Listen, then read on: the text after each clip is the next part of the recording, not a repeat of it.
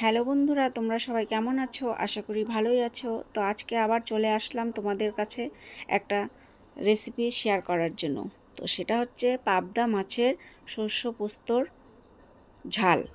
তোমরা তো সবাই খেয়েছো, আজকে আমি বানাবো, সেটা তোমাদেরকে দেখাবো।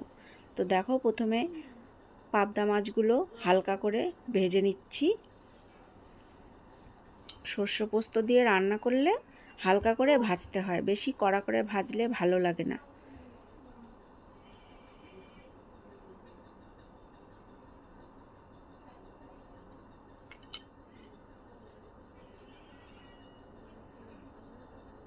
আমাদের বাড়িতে সবাই খেতে ভালোবাসে, তো ভেজে নিচ্ছি। দেখো,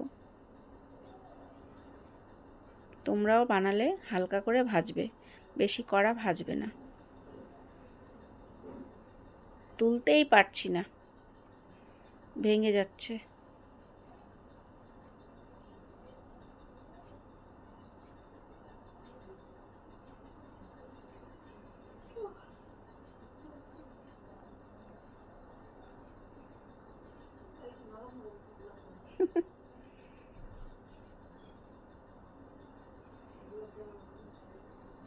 এবার ওই তেলের মধ্যেই দিয়ে দেব কালো জিরা ফোড়ন।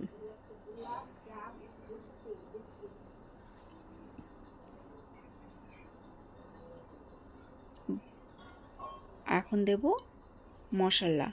মশলার মধ্যে রয়েছে গোটা একটা টমেটোর, পেঁয়াজ, হলুদ, 5টা কাঁচা লঙ্কা আর সামান্য জিরা বাটা।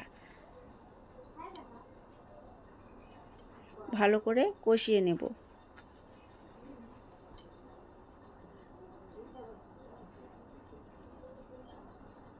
যতক্ষণ তেল না বের হয় ততক্ষণ ভালো করে কষে নেব।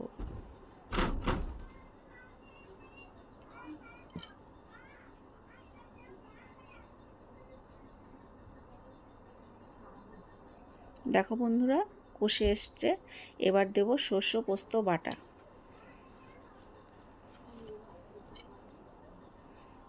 ওটাতে কাঁচা লঙ্কা দিয়েছি 4-5টা। তা আমরা ঝাল একটু বেশি খাই, সেজন্য ঝাল করেছি।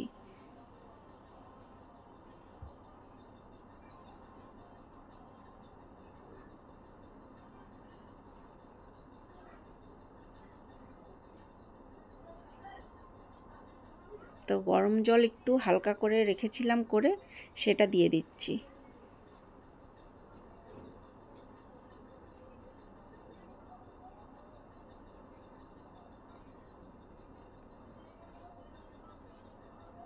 এবার পাবদা মাছগুলো দিয়ে দেব।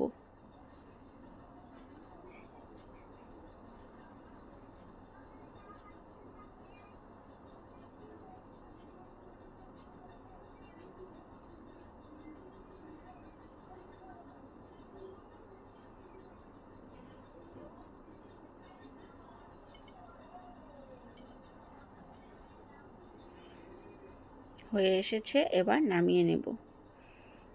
এবার ধনেপাতা একটু ছিটিয়ে দেব আর